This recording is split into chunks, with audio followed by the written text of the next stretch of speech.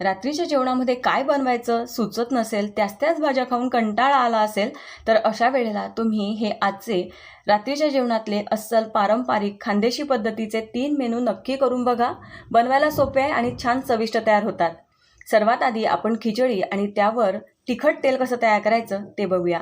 खिचडी तयार करण्यासाठी इथे मी कुकर घेतलेला आहे आणि त्यामध्ये 1 वाटी तांदूळ घातलेले आहे. इथे मी रेशनिंग तांदळाचा वापर केलेला आहे. याऐवजी तुम्ही कुठलाही सुगंधी तांदूळ घेऊ शकता. त्यानंतर अर्धी वाटी इथे मी तुरीची डाळ घातलेली आहे. तुरीच्या डाळीऐवजी तुम्ही इथे मुगाची डाळ घेतली तरी चालणार आहे. आता डाळ तांदूळ आपल्याला 2-3 पाण्याने अगदी स्वच्छ धुवून घ्यायचे आहेत. डाळ तांदूळ इथे मी 2-3 पाण्याने स्वच्छ धुवून घेतलेले आहे आणि आता ही खिचडी तयार करण्यासाठी यामध्ये आपल्याला पाणी घालायचं आहे. तुम्ही ही खिचडी कुकरऐवजी एखाद्या भांड्यामध्ये सुद्धा करू शकता. कुकरमध्ये खिचडी पटकन होते. आता यामध्ये मी पाणी घालते आहे. तर 1 वाटी तांदूळ आणि अर्धी वाटी आपण डाळ घेतलेली आहे. 1.5 वाटी धान्यासाठी इथे आपल्याला 3 वाट्या आणि वर अर्धी वाटी एक्स्ट्रा मी इथे पाणी घालते आहे. खिचडी थोडीशी मऊ हवी आहे म्हणून अर्धी वाटी पाणी मी एक्स्ट्रा घातलेलं आहे. आता यामध्ये हळद घालायची, त्यानंतर चवीसाठी मीठ घालायचं आहे. साधारण पाव चमचा मी इथे हळद घातलेली आहे. चवीसाठी मीठ घालायचं आणि हळद मीठ व्यवस्थित या पाण्यामध्ये मिक्स करून घ्यायचं आहे. त्यानंतर यामध्ये साधारण 1 चमचा आपल्याला तेल घालायचं आहे. तेल किंवा तुम्ही इथे साजूक तुपाचा सुद्धा वापर करू शकता. तेल घातल्यामुळे खिचडी अगदी छान मऊ तयार होते. आता सर्व साहित्य घालून झालेलं आहे. कुकरचं झाकण बंद करायचं आहे आणि आता हे कुकर मी गॅसवर ठेवलेलं आहे. आपल्याला लो टू मीडियम फ्लेमवर 3 शिट्या करून घ्यायच्या आहे. 3 शिट्यांमध्ये खिचडी अगदी परफेक्ट तयार होते. तर पाणी इथे थोडं जास्त घातलेलं आहे म्हणून गॅसची फ्लेम मी कमीच ठेवलेली आहे. कारण फुल फ्लेमवर जर शिट्या घेतल्या तर पाणी जे आहे ते उतू जाईल म्हणून गॅसची फ्लेम कमी केलेली आहे. आता इथे 3 शिट्या झालेल्या आहे. गॅस मी बंद करते आहे. खिचडी तयार झालेली आहे.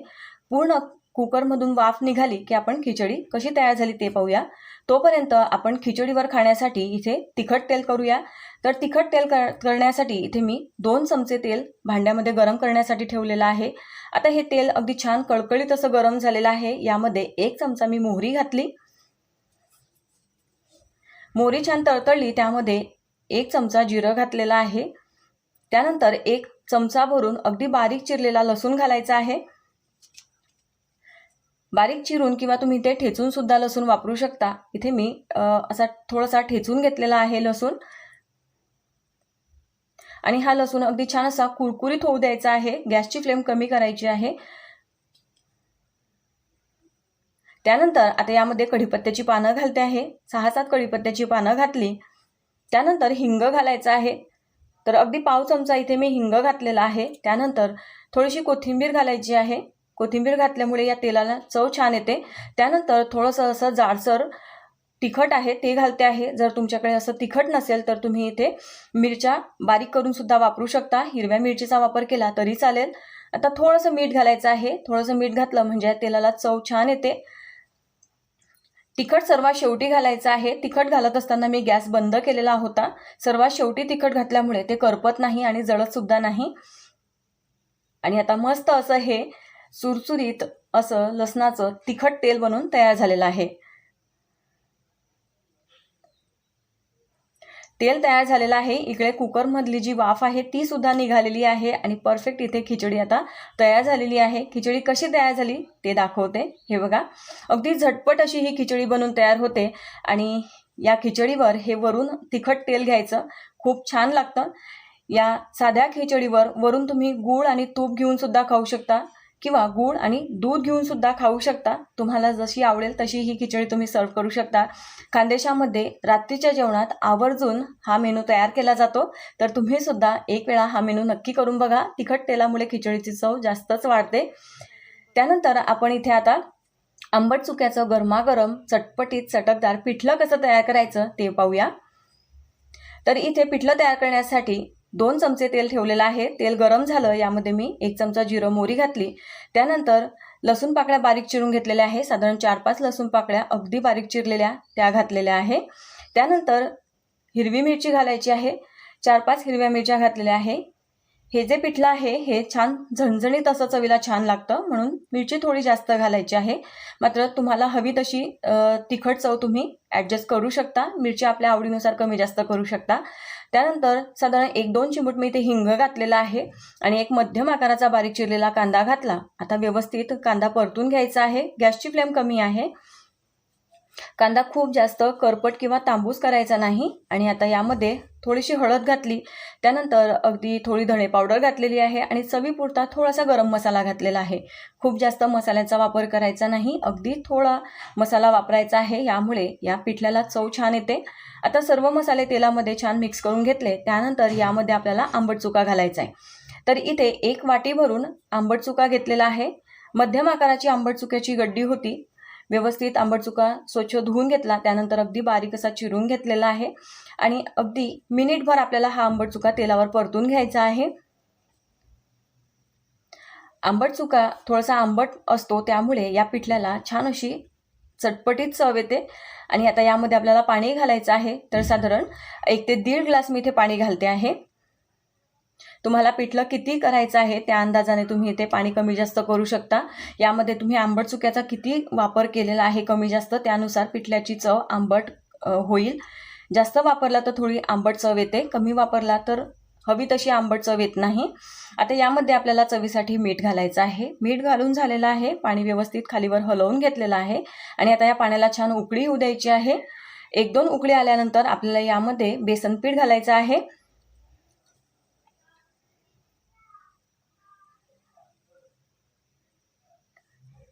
आता इथे पाण्याला छान उकळी आलेली आहे आणि आज हे पिठलं आपण अगदी पारंपरिक पद्धतीने तयार करणार आहोत. तर इथे मी लाटणं घेतलेलं आहे आणि आता लाटण्याची जी बारीक बाजू आहे ती आपल्याला अशी पाण्यामध्ये ठेवायची आहे आणि वरून एका हाताने असं अगदी बारीक हे पीठ सोडत जायचं आहे, म्हणजे गुठळ्या होणार नाही. तर बेसन पीठ इथे वापरलेलं आहे. तुम्ही मुगाच्या डाळीचं पीठ सुद्धा वापरू शकता. एका हाताने पीठ वरून सोडत जायचं आहे आणि दुसऱ्या हाताने हे लाटणं असं फिरवत जायचं, म्हणजे गुठळ्या होत नाही आणि पीठ अगदी छान मिक्स होतं. थोड्याशा गुठळ्या असलेलं पिठलं सुद्धा खायला खूप छान लागतं. तर अशा पद्धतीने इथे मी साधारण 2 मोठे चमचे भरून पीठ या पाण्यामध्ये मिक्स करून घेतलेलं आहे. सुरुवातीला तुम्ही इथे बघू शकता हे पिठलं थोडंसं पातळ किंवा पाणी वाटत आहे, मात्र पूर्ण शिजल्यानंतर हे छान घट्ट होतं. छान या पिठल्याला बाइंडिंग येते, तुम्ही इथे बघू शकता. आणि आता पूर्ण उकळी येऊ द्यायची आहे. जे आपण बेसन पीठ या पाण्यामध्ये घातलेलं आहे त्या पिठाचा पूर्ण कच्चेपणा निघाला पाहिजे, म्हणजे छान चविष्ट असं हे पिठलं तयार होतं. तर साधारण 1-2 मिनिटं अगदी मंद आचेवर हे पिठलं मी छान शिजवून घेतलेलं आहे, तुम्ही बघू शकता. आता हे पिठलं छान असं दाटसर तयार झालेलं आहे आणि मस्त शिजलेलं सुद्धा आहे. गार झाल्यावर हे पिठलं थोडं अजून घट्ट होतं. पिठलं तयार झालं की लगेचच जेवायला बसायचं. गरम गरम पिठलं खाण्याची मजाच काही वेगळी असते. आणि आता सर्वात शेवटी यामध्ये भरपूर बारीक चिरून घेतलेली कोथिंबीर घालायची आणि असं हे छान गरमागरम आंबट चुक्याचं पिठलं बनवून तयार झालेलं आहे. गॅस मी आता इथे बंद करते आहे. रात्रीच्या जेवणामध्ये हा मेनूसुद्धा तुम्ही बनवू शकता. हे तयार झालेलं पिठलं तुम्ही वरून कच्चं तेल घेऊन ज्वारीच्या भाकरीसोबत, तांदळाच्या भाकरीसोबत, भातासोबत, पोळीसोबत सर्व करा. अप्रतिम लागतं. आणि आता आपण रात्रीच्या जेवणामध्ये घराघरात आवर्जून तयार केल्या जाणाऱ्या कळण्याच्या भाकरी आणि त्यासोबत ही हिरवी चटणी कशी तयार करायची ते पाहूया. त्यासाठी सर्वात आधी आपण कळणा कसा तयार करायचा ते पाहणार आहोत. कळणा तयार करण्यासाठी इथे मी 2 किलो ज्वारी घेतलेली आहे. 2 किलो ज्वारीसाठी इथे मी अर्धा किलो उडीद घेतलेले आहे. त्यानंतर 1 मोठा चमचा भरून आपल्याला इथे मेथीदाणे घालायचे आहे आणि अर्धा कप मी इथे गहू घेतलेले आहे. गहू घेणं पूर्णपणे ऑप्शनल आहे. जर तुम्हाला घालायचे नसतील तर गहू तुम्ही स्किप करू शकता. त्यानंतर 2 चमचे भरून इथे मी मीठ घेतलेलं आहे. मीठ आपल्या चवीप्रमाणे थोडं कमी जास्त तुम्ही करू शकता. खडे मीठ मी इथे वापरलेलं आहे. आता हे सर्व साहित्य असं मिक्स करायचं आहे आणि गिरणीवरून आपण जसं भाकरीचं पीठ दळून घेतो तसंच हे पीठ आपल्याला दळून तयार करायचं आहे. तुम्ही इथे बघू शकता हे कळण्याचं पीठ छान तयार झालेलं आहे. या पिठापासून तुम्ही कळण्याच्या भाकरी बनवू शकता, कळण्याच्या पुऱ्या बनवू शकता. कळण्याच्या पुऱ्या खानदेशामध्ये वांग्याच्या भरतासोबत मोठ्या आवडीने खाल्ल्या जातात. तर अशा पद्धतीने हा कळणा तयार आहे. आणि आता कळण्याच्या भाकरी तयार करायच्या आहे. त्यासाठी 1 वाटी भरून मी ते हे तयार कळण्याचं पीठ घेतलेलं आहे.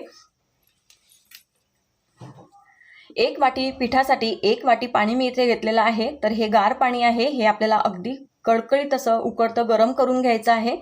आता हे भांडं मी गॅसवर ठेवते आहे. पाण्याला छान उकळी काढून घ्यायची आहे. उकळत्या गरम पाण्यामध्ये तयार केलेली भाकर छान मऊ लुसलुशीत तयार होते, शिवाय मस्त अशी टम्म फुगते. तर आता पाण्याला छान उकळी मी इथे काढून घेतलेली आहे आणि हे कळकळीत गरम पाणी आपल्याला या पिठामध्ये घालायचं आहे. तर एकदम सर्वच पाणी एकच वेळेला घालायचं नाही, तर यातलं अर्धं पाणी मी या पिठामध्ये घातलेलं आहे. पाणी गरम आहे त्यामुळे लगेच हात घालायचा नाही. एखाद्या सराट्याने किंवा उलटण्याने पीठ व्यवस्थित मिक्स करून घ्यायचं आहे. हाताला सोसवेल असं पीठ झालं किंवा थोडंसं गार झालं की मग तुम्ही हाताने हे पीठ व्यवस्थित मळू शकता, चुरून घेऊ शकता.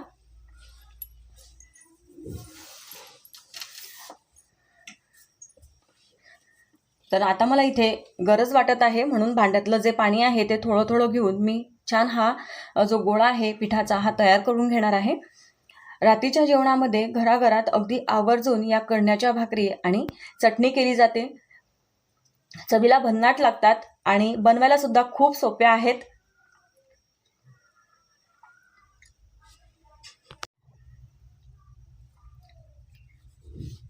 तर इथे 1 वाटी पिठासाठी बरोबर आपल्याला 1 वाटी गरम पाणी लागलेलं आहे. आणि हा जो पिठाचा गोळा आहे हा आपल्याला छान असा चुरून घ्यायचा आहे. तुम्ही जेवढा व्यवस्थित चुरून घेणार भाकरी तेवढीच छान मऊ लुसलुशीत तयार होते आणि मस्त टम्म फुलते.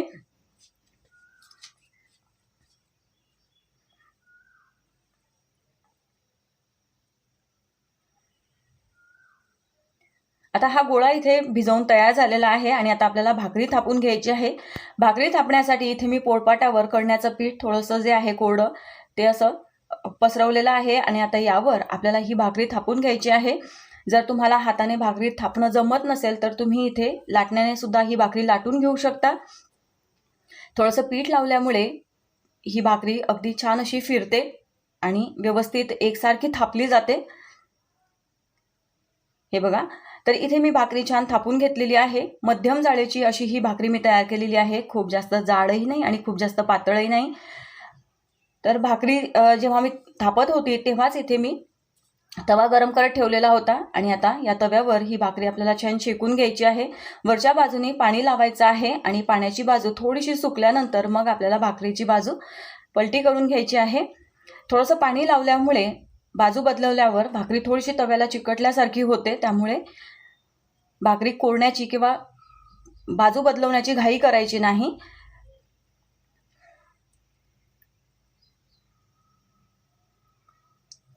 आणि आता अशा पद्धतीने दोघं बाजूनी व्यवस्थित आपल्याला ही भाकरी शेकून घ्यायची आहे. तुम्ही डायरेक्ट फ्लेमवर सुद्धा ही भाकरी शेकून घेऊ शकता. आणि इथे बघू शकता मस्त अशी ही भाकरी फुलते आहे, छान फुगलेली आहे आणि मस्त अशी ही मऊ लुसलुशीत खरपूस कळण्याची खानदेशी पद्धतीने भाकरी बनवून तयार झालेली आहे. छान पापुद्रा सुद्धा भाकरीला सुटलेला आहे. हे बघा, तर इथे ही कळण्याची भाकरी बनवून तयार झालेली आहे. आणि आता या भाकरीसोबत खाण्यासाठी आपल्याला शेंगदाण्याची हिरवी चटणी कशी तयार करायची ते पाहायचं आहे. तर इथे चटणी तयार करण्यासाठी मी साधारण 2 मुठा शेंगदाणे घेतलेले आहे. साधारण 1 छोटी वाटी भरून शेंगदाणे आहेत. शेंगदाणे अगदी मंद आचेवर छान खमंग खरपूस भाजून घ्यायचे. हे बघा, अगदी अलगद हाताने जरी शेंगदाणा असा चुरून पाहिला तर त्याची साल निघते, म्हणजे शेंगदाणे छान भाजले गेलेले आहेत. आता हे भाजलेले शेंगदाणे मी काढून घेते. त्यानंतर आपल्याला मिरची भाजून घ्यायची आहे.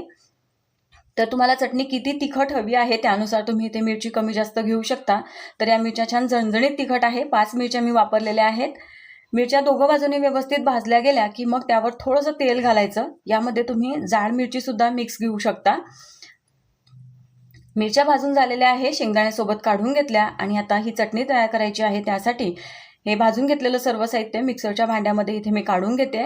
तुमच्याकडे जर पाटा वरवंटा असेल तर तुम्ही पाट्या वरवंट्यावर सुद्धा ही चटणी तयार करू शकता. मस्त चविष्ट लागते. आता यामध्ये लसूण पाकळ्या घातलेल्या आहे. साधारण 5-6 लसूण पाकळ्या घातल्या. चवीसाठी मीठ घातलेलं आहे आणि भरपूर कोथिंबीर घालायची. थोडं थोडं पाणी घालून आपल्याला ही चटणी अशी वाटून घ्यायची आहे. चटणी तयार झालेली आहे आणि आता एका मोठ्या मिक्सिंग बोलमध्ये मी काढून घेते आहे.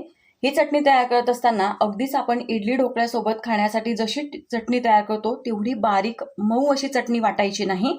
थोडीशी रवाळ अशी ही चटणी आपल्याला तयार करायची आहे. ही अशी थोडीशी रवाळ जाडसर चटणी भाकरीसोबत खाण्यासाठी छान लागते. तुम्ही इथे बघू शकता, चमच्याची मागची बाजू दाखवते आहे. यावरून तुम्हाला अंदाज येईल की चटणी कशी रवाळ मी तयार करून घेतलेली आहे. थोडंसं पाणी घालायचं आहे आणि अशी मध्यम ही चटणी आपल्याला तयार करून घ्यायची आहे. खूप जास्त घट्टही ठेवायची नाही आणि खूप जास्त पातळही ठेवायची नाही. मस्त अशी ही चटणी तयार झालेली आहे. वरून कच्चं तेल घ्यायचं आणि ही चटणी भाकरीसोबत एन्जॉय करायची.